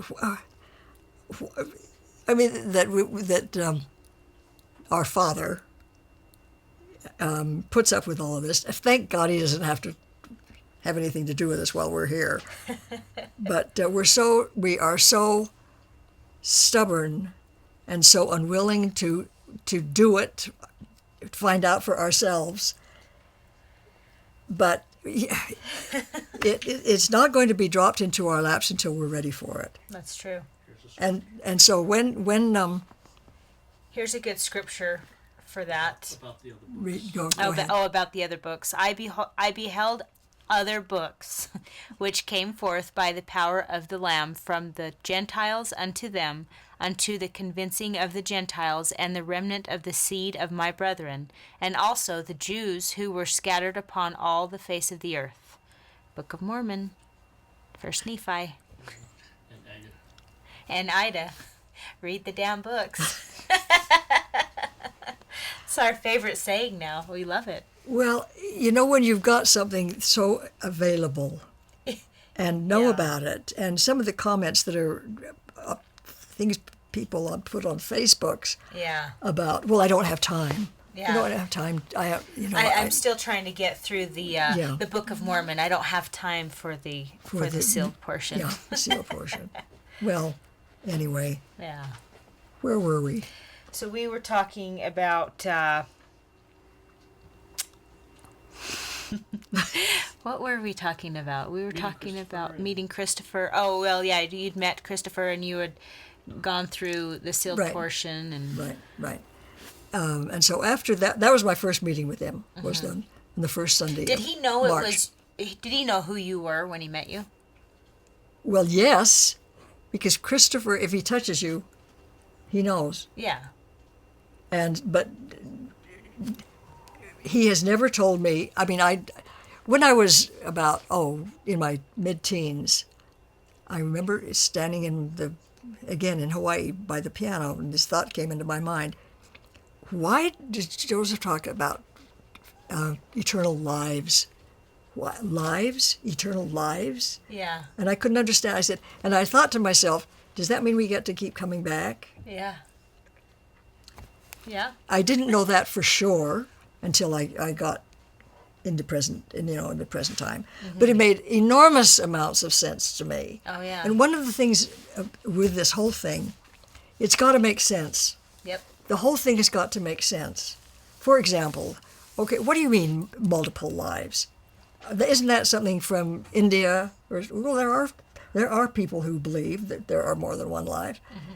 And if you think about it for even 2 seconds, how can it possibly be fair if we only come once? Yeah. I mean, if we come once and we get to stay for a day, a week, maybe a month, and then that's all we get? That's it. Where's the fairness in that? And so in order for us to have all kinds of different experiences, growing, et cetera, you can't do it in just one. No. And then you think to yourself, okay, what about not just multiple lives, but all over the place? Looking back, why did I feel so comfortable in Japan? Yeah. Right after the Second World War, I felt comfortable in Japan. I felt very comfortable in England. Is that? Do I have memories somewhere that I can't get at? Yeah. Now. Yeah. To have all of that. Yeah. That makes sense to me. Sure. But all of the things that I have become acquainted with or learned in this whole business with the marvelous work and a wonder, is it's got to make sense to me. Mm-hmm. It's got to be reasonable. And so what? What's the trouble? What's the problem with that? Exactly. That's so we do have multiple lives, and we do have all of these experiences. Yeah. And as you read the book, so getting into John's book, what the Billy Hill was John talking about? One of the reasons it hasn't had as many changes as some other things is because nobody knew what John was saying. Right.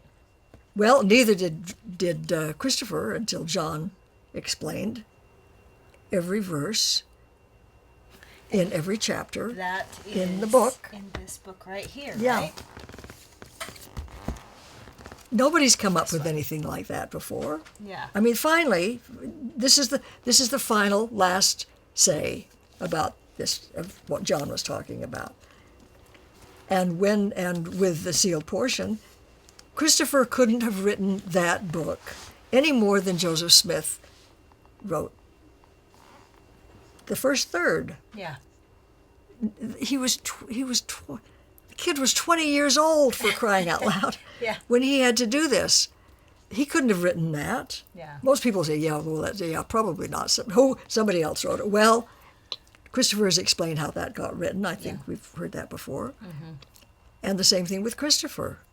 Christopher couldn't have written that book. No. No way. So as you read it and you see how it plays out, and it makes sense, it makes sense. So when people say, well, Ida was just, what's the word, ensnared or something by a charlatan, all this craziness. Yeah. Please. I'm a lot of things, but I am not totally stupid. No, not at all. And nobody has been pulled a con on me in my life. It just hasn't happened. No. And so for people to think, poor Ida, she's senile and she's never married, and so she has all of these problems, and I think, you don't know Ida. No, I mean, you don't know. How can anyone make judgment or pass judgment on anyone that they don't know? I know. Or make comments on the internet as if they have an authority to do so. I know. It makes me crazy, because we've actually read so many of these, because it's amazing to me that people feel like they have the authority to do that, and then when you actually read what they say, like there's a very good one, for instance, and I think I told you about it. That's her name. I think her name was Krista Cook, and. Okay. Oh, we have another one that Tony's going to show us. So he's going to put it up on the screen here so we can see it, and I'll read it to you here. So, Christopher Nemelka claims that he is Hiram Smith reincarnated. He's been previously jailed for polygamy and fraud. That's the comment, right? And then somebody responds to that. Yeah, just the type you would trust. Ida Smith is a lonely woman who has never married and is being shunned by her family, descendants of Hiram and Joseph F. Smith, George Albert Smith, for giving up her Smith family burial plot to Nemelka and having his name inscribed on the family monument as the reincarnated Hiram Smith. You can bet he got his hands on Ida's money too. This guy is a known con man. People say these things. That's right. And I want you now, I mean, I know that you don't subscribe to Facebook or Twitter or any of these things, and a lot of times that's where a lot of this garbage comes up. Which is why I don't read it. Yeah. And so I just want you to have an opportunity to respond to something like that. And what do you say to people that say these things? What's your response? Talk to me. Ask me. Meet me. Give us a call at 801. Yeah. What's our phone number? 801-691-1491. If you have a question, or if you want to comment, or if you're one of these people that think you know Ida, or we'd invite you to meet with us, and get to know Ida yourself. And you'll see, just like I've seen and everybody else, anyone that knows Ida and would know her well enough to know that there is absolutely no way she's lost her mind. She'll tell you. I'll tell you. Because it's just not, it's just silly to even say that. And if you knew what you were saying, you would feel stupid yourself, right? So, what happened with shunning? As far as shunning, I know a lot of people say that because you were excommunicated, you were shunned by friends, you were shunned by family. Yeah. What does that mean? I mean, what have people done? I mean, have you explained that, I guess? Well, it's interesting because people don't call me, they don't know what to say. They don't know how to deal with it. But I had left the church myself that June, right after I learned about the seal portion. I was at a family reunion, and I received a great gift that day. I broke my leg, which put me in the hospital to get a plate put in my leg, and then I was in a care center for a month. Wow. And that was a gift. Yeah. Because I could just settle in and read, and it was okay to be home and not, I don't have to go out anywhere and all that kind of stuff. Right. But when people would find out about it, and I wasn't excommunicated until 2008. Oh, wow. In August of 2008. Okay. And you've heard it before, I think, on here when the letter that was written to me, but I cried when I read it, because not for me, for them, because I thought they've been some of my closest friends. Yeah. And they didn't bother to call me and say, Ida, what the heck are you doing? Yeah. What were you thinking? Right. They didn't do that. And people aren't going to do that. Yeah. They're not, and which is unfortunate, because if we have been told once, we've been told 1,000 times, do not preach. There is no organization. There is no church. I am the messenger. That means Christopher is the messenger. Yes. None of you are. Just keep your mouth shut. Yeah. Only answer a question if you've been asked. Yeah. And so I've really been tried to do that. It's not easy sometimes. It is hard, because it's such an exciting feeling when you discover the work and you learn so many incredible things that you think it's an automatic response and it's natural that you want to share. Yeah.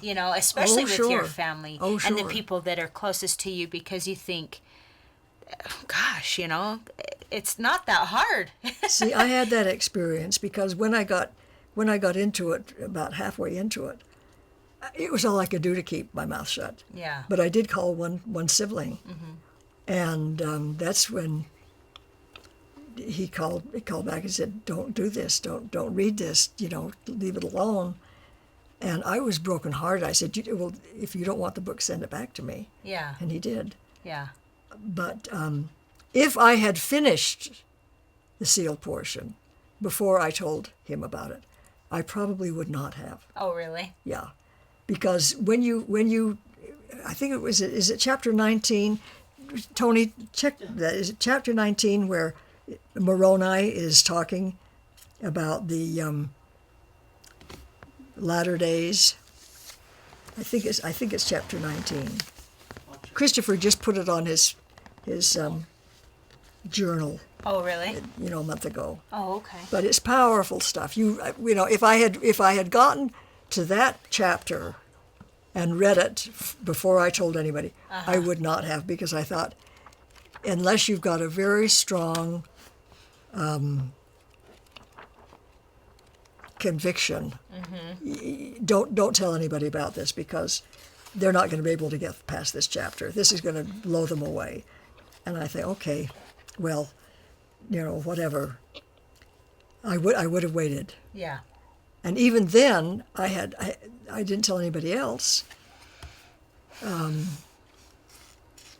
But I had told them about it, but they were cautioned not to read it, and so they felt it was poison.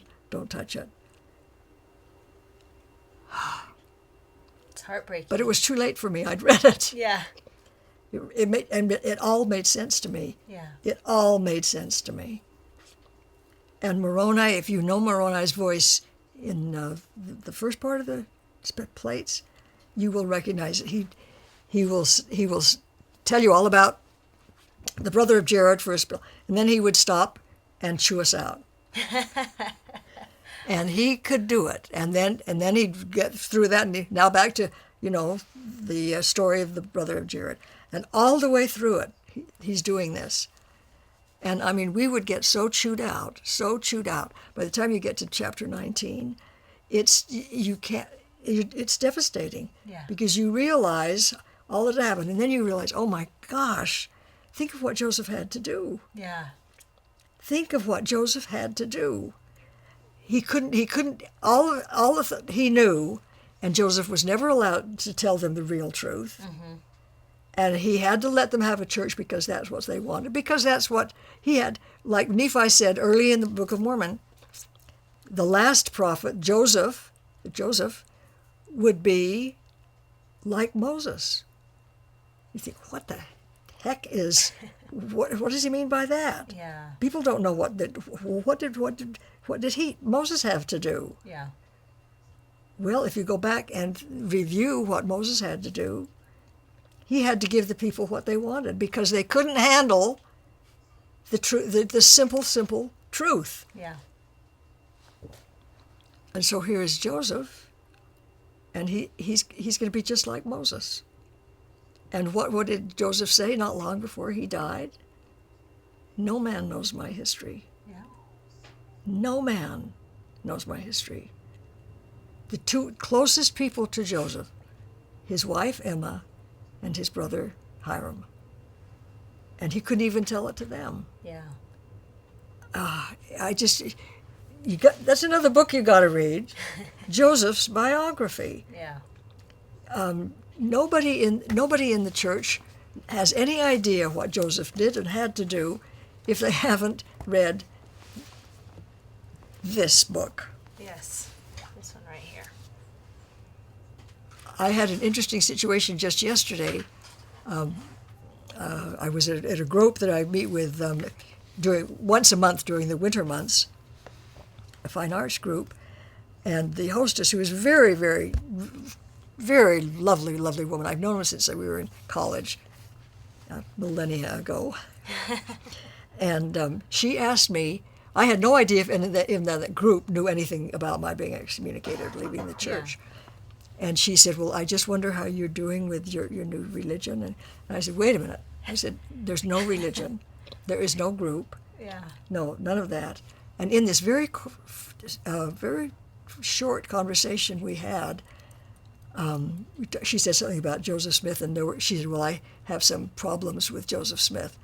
And I said, that's because you haven't read his book. Yeah. You need to read the biography, the only official, authorized biography of Joseph. That's the only way you'll get to know Joseph Smith. Yeah. No other book gives you the truth about Joseph.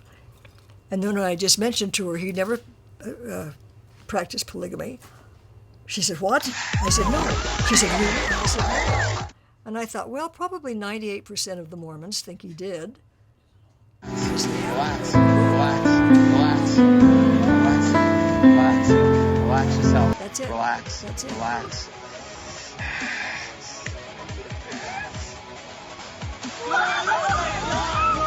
What the I'm over here. What the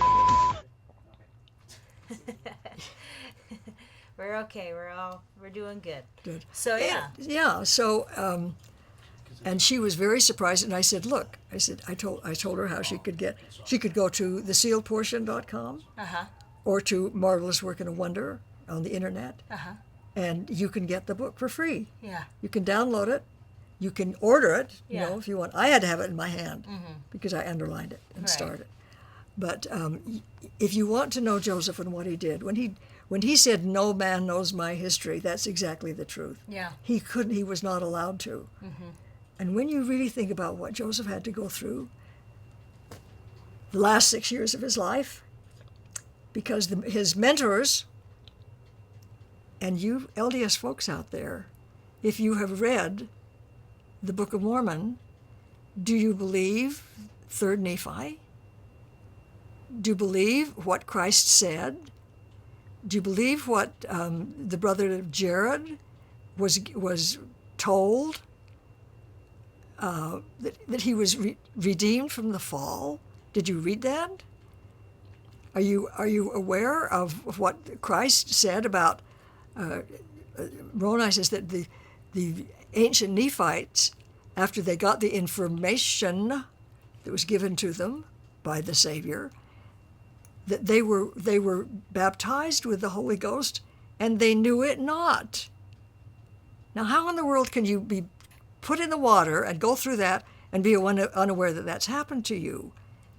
All of these prize gems in the Book of Mormon that people just right over their heads. Yeah. So here was Joseph, the last 6 years of his life. He had all the instructions from Moroni every year for 4 years. Imagine the long talks he had with Moroni.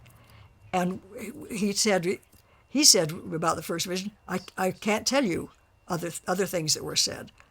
Okay, what else did he learn that he's never told us? Doesn't anybody think about these things? So here he is now, and his mentors. Who were his mentors? Again, 3rd Nephi. There were 3 of those brethren that wanted to stick around till Christ came again. Does it occur to anybody that they're still alive, that they're still here? Has Christ come again the second time? No, he has not. Well, that means that they must still be here. So what do you think they're doing? They're twiddling their thumbs for the last... Well, I know for the last... since 04, they are mentoring Christopher. He's told us how many times he doesn't do anything unless they're in front of him, from their mouth to his ear, taking instructions. He doesn't do things that just come out of his head. Yeah. So here are these individuals. They have to leave him. Poor Joseph. They have to leave him. And so from the latter part of the 60s in 1800, Joseph was alone until he died at 44. He was alone without that help and support. And he had to suffer. It's horrible to think about that. Knowing what he knew, because he knew everything. He knew everything. Yeah. He had all his memories back. He knew everything. And so here is Christopher with memories back. And he knows everything. And he has to deal with us. He thinks of us as Alzheimer's because we don't remember. Yep. We don't remember, but it's not our fault. He's told us it's not our fault. So, oh my goodness. It's all got to make sense. That's right. And the best way to try to do it is to read what is available. That's right. And with all of these books that we have and are there, and remember back in Moses' time, in order to try to helping, those stories are just stories, but anyway, they're important stories. So what does he do? He takes a snake and put it on a pole and puts up the pole and says, just look at it. Yep. Just look at it, and you can be saved. Yeah. And you think, wait a minute, what's the message here? Right. Isn't that what Christopher is saying right now? That's exactly what I interpreted. Read the books. Yeah. Just look at it. Just read it. Don't take my word for it. Just the information. The information is here. Right. Because the whole thing about the marvelous work and wonder is information. That's right. The brother of Jared was redeemed from the fall because of information. We now can be redeemed from the fall by reading the books. Yeah. Everything makes sense to me with all of this. And so as crazy as people may think I am, and maybe there's only 5 people even watching this show today, since they're not expecting Christopher to be back for 2 weeks, and they're not even bothering to tune in today. So there was only one call. Maybe we're talking to ourselves today. I don't know. Whatever it is, it is. There's a scripture, Alma 33:20, that we'll read is, but few understood the meaning of those things, and this because of the hardness of their hearts. But there were many who were so hardened that they would not look, therefore they perished. Now, the reason they would not look is because they did not believe that it would heal them. Alma 33:20. And I think that's it. Yeah. That's it right there. I mean, it says it in plain as day. And if you cannot see that, that's to me what's probably so shocking. Oh, we have a phone call. We have a phone call. Woohoo! Okay, hold on. You're calling the MWAW TV show. Can I help you? Do you have a question? Hello? Yep. Are you there? Hello. Hi. Hello? Who are we talking to today? I'm Adam. Adam, did you have a question or a comment for Ida? just to let Ida know that yes, I'm listening, and I listen every week. Well, bless your little heart. Well, thank you for calling. That's good that to hear that we have some people listening today. Do you have a question or a comment that you'd like to give us today? Maybe not. Well, at least I don't really have a question. All I have is a comment to Ida that I am very proud of her, just like the rest of us that have seen the light. Well, thank you. Thank you. I really appreciate that. Ida, me and you met here probably about 3 years ago at the library there in Salt Lake. Okay. 3 years ago. Oh yeah, we can hear your computer in the background or your TV in the background, so it's a little bit hard to hear you. So maybe if you can turn that down just a little bit. I'll step away from it. Okay, that's wonderful. Well, thank you very much for calling. You bet. Okay. Keep up the good work.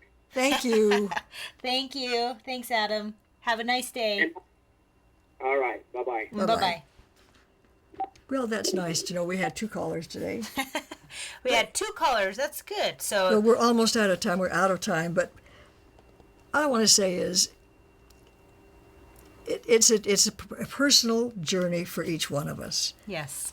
We have to make the effort, because it's not just going to be put in our lap until we're ready for it. Right. And if people try to get it when they're not, then they will act the way I've seen several people act. Yeah. Because they will not read it. Yep. And when I think of general authorities who will not read anything that unless it comes from the first presidency, it wounds my heart. Yeah. Definitely. Because what will save us, we didn't have a chance to say anything about the wonderful thing Joseph gave us with the temple ceremony, which has been mutilated by presidents of the church who had no idea whatsoever it was all about.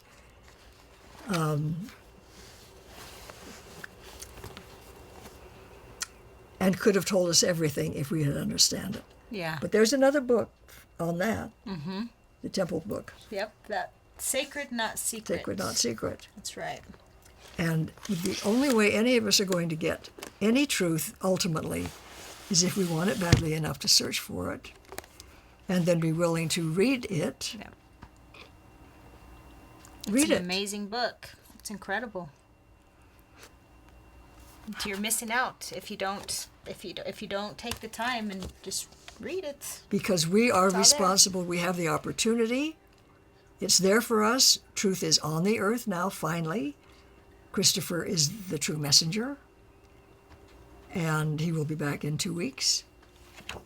And nobody will be able to say, ultimately, when we finally end this round of our mortality, that we didn't have a chance to get the truth because it wasn't there when I was there, because it is available, and we are responsible for finding it, and we were promised that Christopher would be here to give it to us, and a lot of people are saying don't remember that, because none of us remember what we did. Right.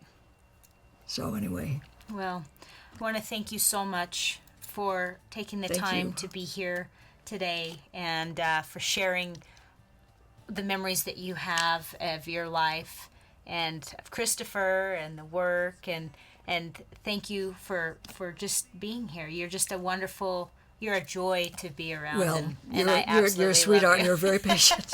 I love you with all my heart. So, and we're excited that we're going to have you again next week as well, which is going to be fantastic. So you'll be able to call next week also with any questions. So you'll have a week to process kind of the things that we've talked about today and some of the past shows that we've done with Ida. And you can think about that and give us a call next week. So I want to thank you all again for tuning in. And I'm sorry that we're not Christopher, but And we have a remember, good we are message, not. too. We are not. And he'll be back in a couple weeks, so we're all looking forward to that too, and we're all very excited. So, but thanks again to Ida. Thanks for everything that you do for the work, and you're an amazing woman. No. So, but anyway, thank you for joining us today, and we will see you again next week. Thank you.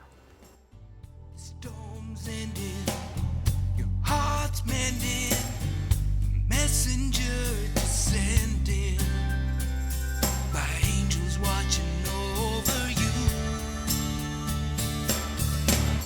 From a place in your heart and a place in your dreams, a place under stars we fly with open wings, a place in your heart where we laugh and we cry, a place in your soul only you can find. Know that it's true. My angel's watching over you. I'm sending all my love to you. It's easy to believe with faith to hold on to. You can feel heaven's light on your face. Come shining through. My angel's watching over you.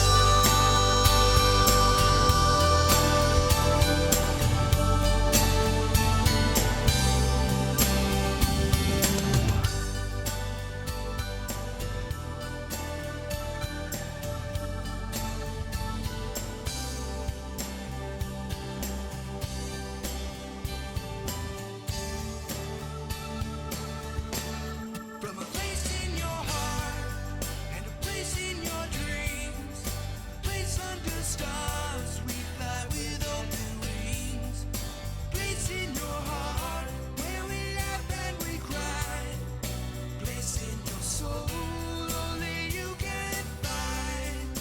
Know that it's true. My angel's watching. From a place in your heart and a place in your dreams, a place under stars we fly with open wings, a place in your heart.